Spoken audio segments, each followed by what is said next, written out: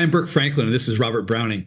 We're two of the Hi. members from the Prepping for the Sharks team, and find ourselves having some conversations and talking off the cuff about stuff. We thought we should record some conversations that we're actually serious about, and we thought you would benefit from listening to them. So, Robert, what would you say about that? Yeah, it's just that, you know, top of mind, what are the things that can help businesses the most and can improve their odds for success in the shark infested waters of the world? And so we've been going through topics, and it's fascinating that when our team gets together, whether it's Burke and I, that we come up with some worthwhile things since we've been at this a while. So, When you asked me this morning, you said, "Well, can we talk about some chapter from your book?" I'm thinking, right, okay, the book is this, it's Business Black Belt. And the reason what about Business Black Belt really is about is I've done about 40 years worth of so-called awareness and consciousness workshops and stuff. And when I started my business, I'd already taken probably 10 years worth. And I learned a lot of really interesting things. It's well, kind of Northern California woo-woo, but translated from woo-woo into practical reality. It was my thing. So I thought, okay, so here I am building this business. I should apply the principles that I've learned in these workshops. And that's really what Business Black Belt's about. But it's called Business Black Belt because at the same time I started, well, now Business Power Tools, but the company was called Gion back in the day, Jian, which was it was a Zen word that meant the master of every art, as like the opposite of the jack of all right. trades and master of none. And so what I wanted to do is I wanted to apply what I learned in the workshops to building my business, and it worked. And so in Business Black Belt, I describe or to talk about here's the woo-woo concept, and here's how it worked, and here's how I actually used it, and how it succeeded in business. And so here's what the book looks like. You can get it at businessblackbelt.com. In fact, anyway. So do you have a question, Robert? Yeah, it's just it's been a while, and we had talked about Michael E. Gerber, who our team member Fred Parrish has a book out with. Um, and the whole thing is from uh, the original book to now, like when Gerber did his revisited book, because you've had yours out for a while. So we're revisiting these things now as time has elapsed and we're farther down our trail. And you had some key points in there. It's a great book.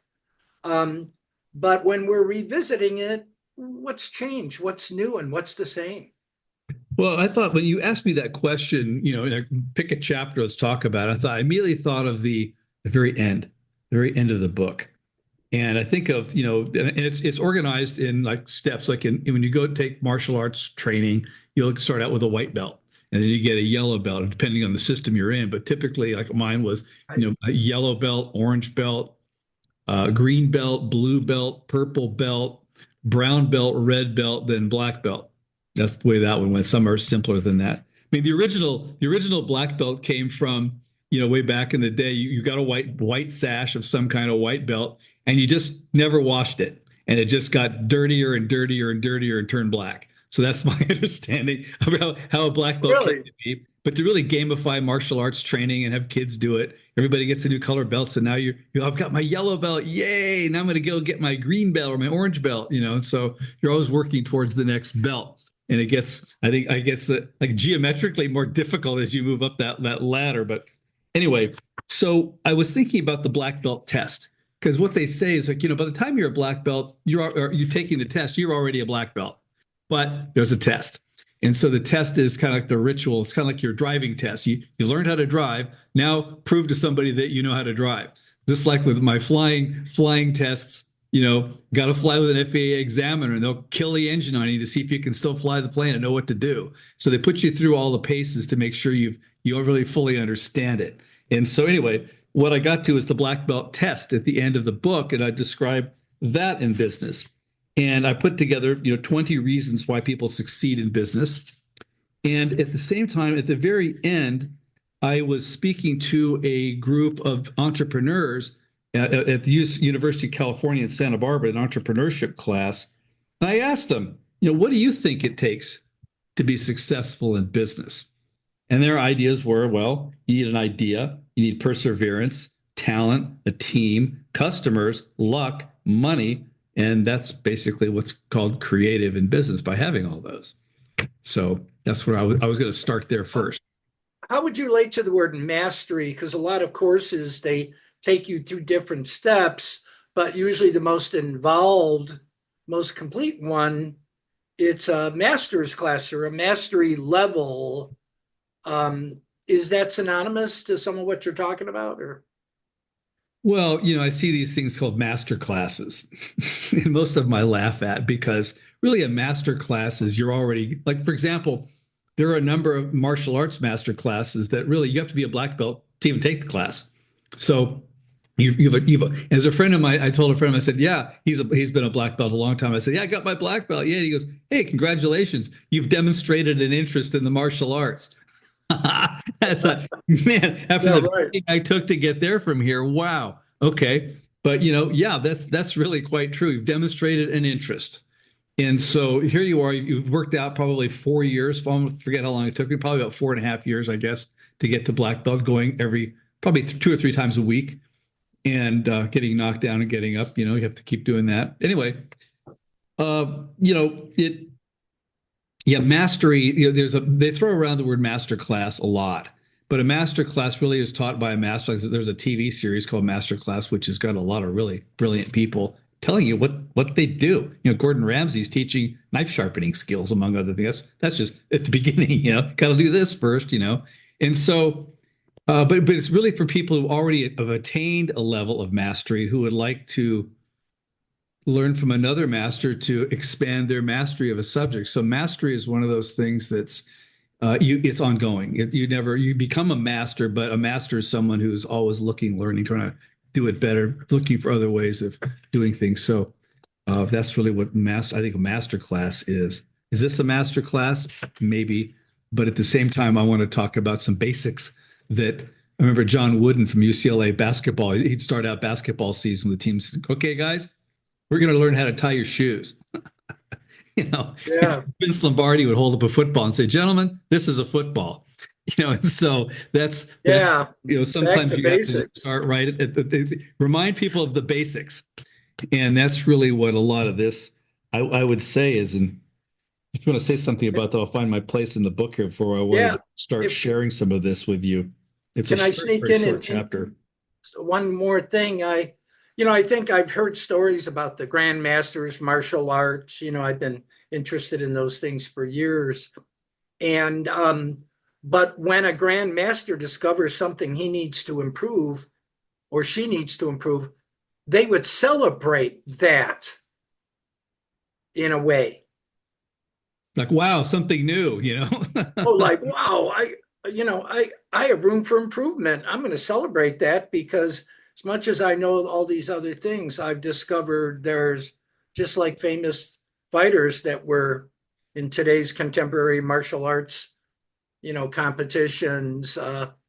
They're kicking butt, taking one, and then somebody comes along and discovers a weakness, and ba-boom, Yeah. they're like starting all over again. Well, I discovered something the other night. I had this revelation. I was thinking about an argument, for example. You Right. see something one way, I see it some other way. We're going to argue about it. And really, probably the quickest way to end an argument would be the realization that, oh, what I'm hearing I'm getting is another perspective.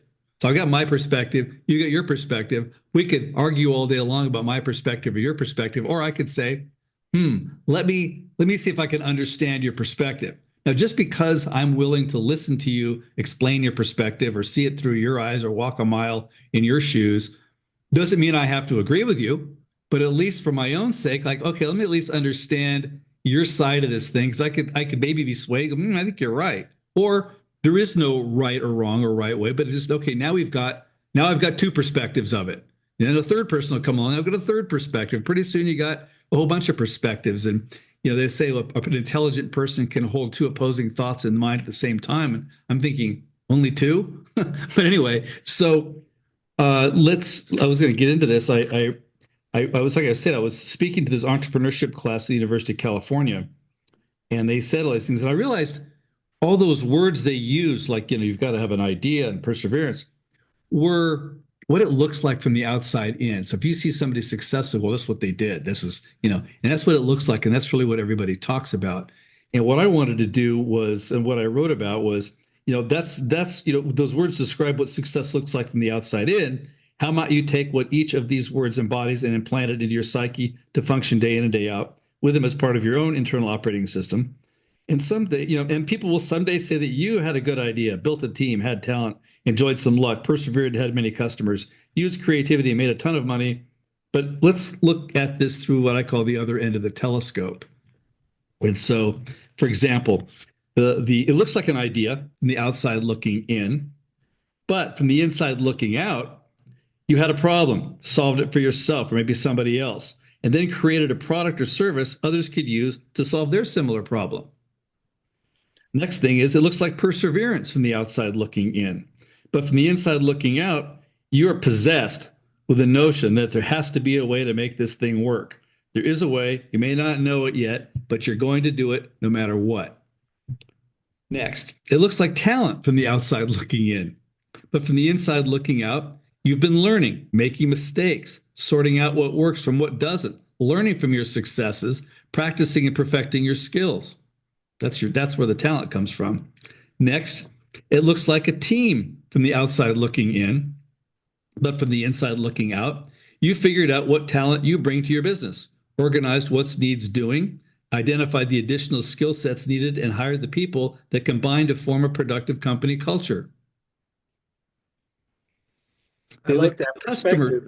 What were you going to say? I like that perspective of reversing the telescope thing.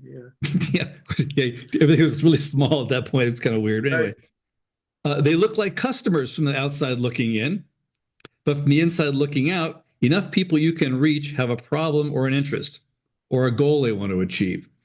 You've developed a unique and or better way to give them what they want and need and manage to contact them with a compelling offer. That's how you get customers. All right. It looks like luck from the outside looking in. This is always a good one. But from the inside looking out, well, preparation meets opportunity. When you can apply your background, interests, skills, and vision to the solution of a problem, you know who else has the problem, and you maintain the right people around you to help. So-called luck can be created. And it looks like money from the outside looking in. But from the inside looking out, what do you need money for? What if you could do whatever or get whatever you want without cash? For example, we had a customer who used the BizPlan Builder to write a plan to convince a man who owned 2 Learjets to put him give our customer the 2 jets for his jet charter service. 2 Learjets, no money, pretty good deal, I thought. I'm jealous. Anyway, so for what if you could have whatever you wanted without cash? What can you trade? When I first ran my advertisements, I convinced a couple of magazines to give me credit. That way I could pay for my ad after I sold my products. That was much easier back in the day, but that's much easier. But it's much easier than finding money first, then to pay for the ads. Because it's, when you find that we have to find money first to buy the thing, it's really a 2-stage process. And the money coming in is like, what are you going to do with it? And this is what we write the business plan builder for, the business plan for, is you're really convincing investors that, you're a good bet and to give you money to do this business. And I was saying to some people that really, there's a lot of money at stake. Details matter. And they really want to know. And the investors are often looking at, they've got a handful to 100 other opportunities looking at. So why your product or service? Why now? And why from you? And really the why from you part is the crucial bit, because, and I think a lot of people, they try to either hide behind something or not hide behind, but I mean, just like not be the person. Like, I've got the business. I did this for a long time too. And realize, wait, no, I need to take myself out from behind the business and go, hi, it's me. The investors are betting on the jockey, not the horse. We talked about this in a previous video. So you really need to have all of these concepts embodied in you, because the investors are betting on your judgment. You're going to be the one who takes their money and does something more interesting with it to make them that return. So that's something certainly to keep in mind. And like you, I've been doing martial arts for a long time. In my case, it's been Tai Chi Chuan. And my teacher used to say, don't compare schools and say ours is the better, ours is, just sit, be humble, listen, and learn, was what he would say. You learned martial arts the hard way too. I mean, you were scrapping in Chicago as a kid, so I mean, that's a different kind of thing, but yeah, it's kind of motivation right there. But yeah, that gets your attention. I'll tell you what, taking wrestling in elementary school and being on the team in high school did give you an edge, a bit of one. But the in Japan, and this was a Wayne Dyer thing, he talked about muga, which is empty cup, and it gets to that whole professor interviewing the guru guy, and he's listening to him and talking, and he's now pouring him a cup of tea. It's going in the saucer on the table. He goes, "Hey, what's going on here?" He goes, "You are like this cup. You have no room to add anything new, you know." And that's the muga thing. So I think in a way it's related of having an open mind and both look at the bottom line, the top line, and your purpose in life. And somehow, hopefully, there's some alignment. Because what if you got all this success, but you lost everything else, like your family, your kids don't talk to you? It's a life balance thing too, isn't that some of your book is Well, I don't success the and life life balance? balance. I don't get into the life balance. I've read conflicting articles talking about work-life balance, and sometimes people tell you in a startup, forget the work-life balance. If you've got a family, you need a family who understands Yeah, you are possessed. You're obsessed with this because it's going to take a lot to make it happen, and there's going to be times when you know every day I want to quit or I can't do this or there's something horrifically wrong, and it's ongoing. right. But that's kind of the challenge. I think that's in a way, I talk about karma in here and a number of other things in the book, but really some of it is a karmic challenge. I think that your business in a way is your dojo to help you work out, if you will, some of these I would say karmic challenges, if you will. At the same time, I started my business. I called it making karma payments because I thought I didn't know I was between jobs. I didn't know what to do. I'm thinking, what am I going to do? I need to make some money to pay rent. And I thought I'm just going to help people, just help people with their businesses. I wrote copy for them. I helped with data sheets. I'd sold electronics for Texas Instruments, so I knew that business. I'd worked for the Sharper Image catalog as a electronics buyer, and then they moved me over to the art department to write copy for the catalog, where I discovered a word processor. If you know what a word processor is, it's basically. I was talking to some students and I go, "What the hell is a word processor?" Well, that was something in the mid '80s, where it's kind of when Right. typewriters were turning into computers. And it was a typewriter with a screen on it. It looked like a piece of paper coming up. It was really kind of cool, actually. And it worked really well. And I sold those to enterprises. But then, of course, PCs and Macs came along and displaced those. But there I was thinking, okay, now what? And so I helped people with data sheets, business cards. I helped a guy with a catalog. And that's where a friend of mine came along and said, "Hey, I got a deal going with Apple. They want to buy my software engineering product." And they wanted to see a business plan because the SBA had done a study of 26,000 businesses that failed and they wanted to see his plan to make sure he's going to stay in business to develop and support the product. So that's where that all started.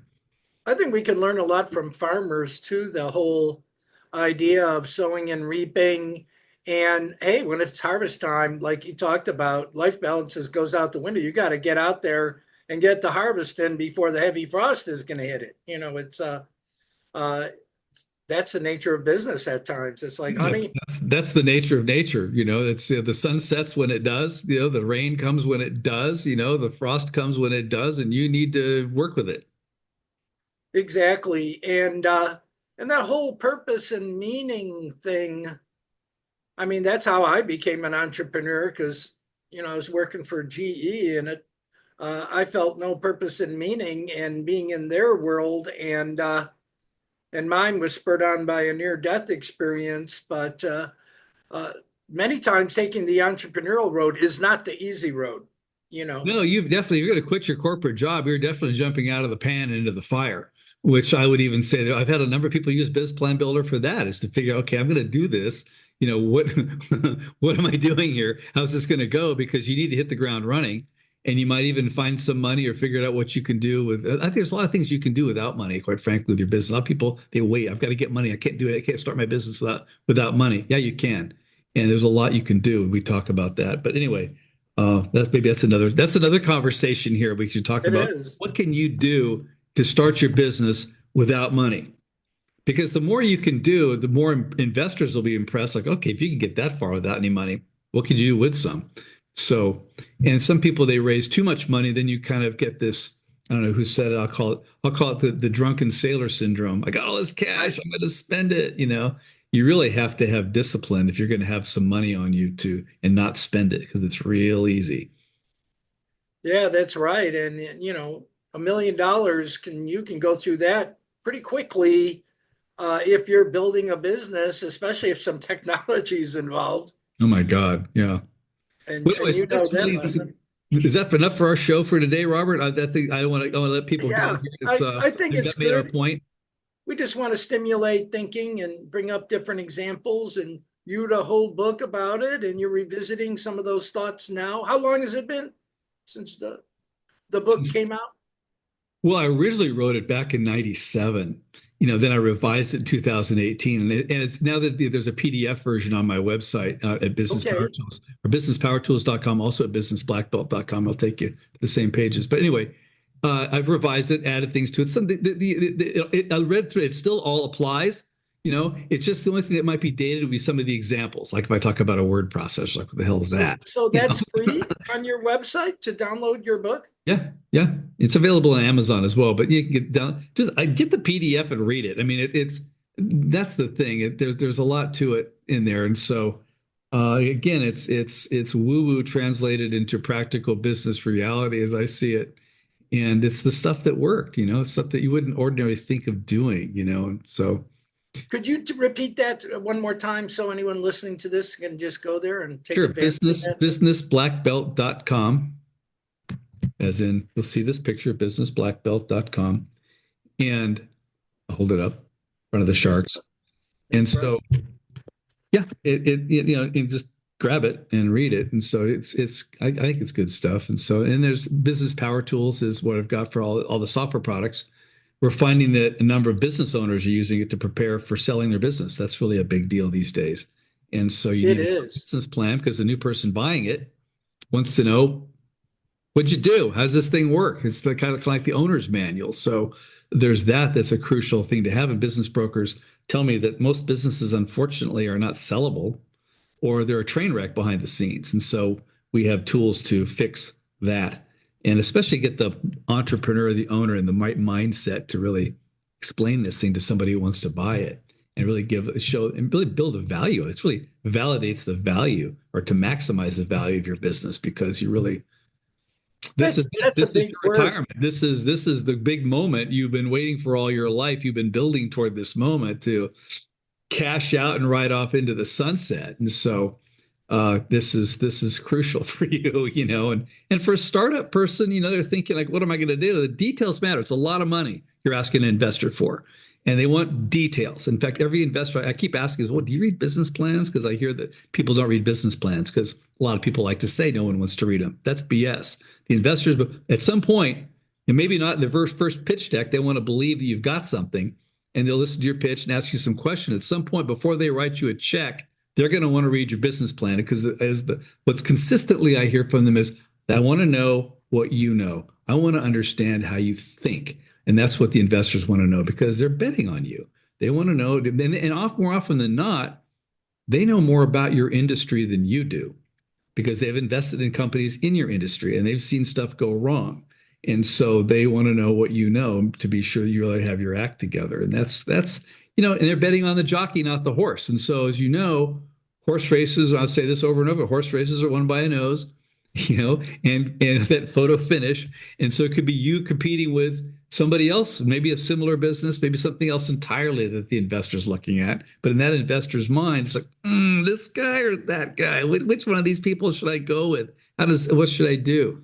You And know, they look at the top line and the bottom line, not only the numbers, they're looking at all the who's your team, all these other factors, all of it. what's your gifts, what's your brilliance, and what team have you brought in that can do the things you're not great at, all that, right? Everything counts. I think everything counts. And like you saw in the Olympics, the difference between gold and silver can be as little as a hundredth of a second. So details matter. I say it over and over again. People, I don't want to do details. Yeah, well, too bad. You details, and it all counts. So, and also the details in how you present yourself. If you come off really, I'm always put off by these guys who are so cocksure. Oh yeah, we're gonna do this. It's gonna happen. And I'm thinking, I always those have always disturbed me. I want someone who's. I mean, imagine some doctor comes into your hospital room. You need brain surgery. Oh yeah, I'll fix that up. I'll be this is fastest brain surgery you ever had. I'd be worried. I'd be thinking, I want Yeah. some guy who's done, or some woman who's done, 10,000 of these, who come in and say, I've done 10,000 of these. You're going to be my 10,003rd or fourth, whatever it is. And, and I've seen your scans. I got a good idea what's going on with you. Here's what we're going to do. But I really not going to know until I get in there. But, I've done this a million times. And so I think you're a really good bet. I would Yeah. feel a lot more comfortable with that person because they're a little more humble in their approach, yet they're highly competent at what they do. It's kind of like there's the thing called the Dunning-Kruger effect. It's kind of like teenagers have all the answers. That's the people who are least competent. It's like when you get your white belt, then you get your yellow belt, and now you think you're some kind of badass. You're a yellow belt. You're not a badass. You can barely learn how to fall. And so, and then by the time you get your black belt, I tell people, kind of humorously, yeah, it's an enlightened sense of when to run because you have a black belt. You look around, you go, you can kind of spot who the people are who are probably the good fighters that you don't want to mess with.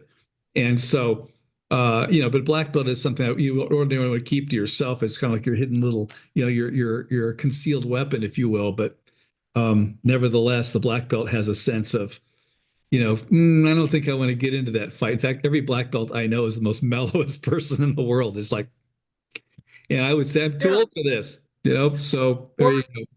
more golden puzzle pieces that we can exchange with each other that give us a clearer picture and road to success is how I like to think of it. So we shared a few more. Thanks. It's appreciative. Love revisiting your Burke.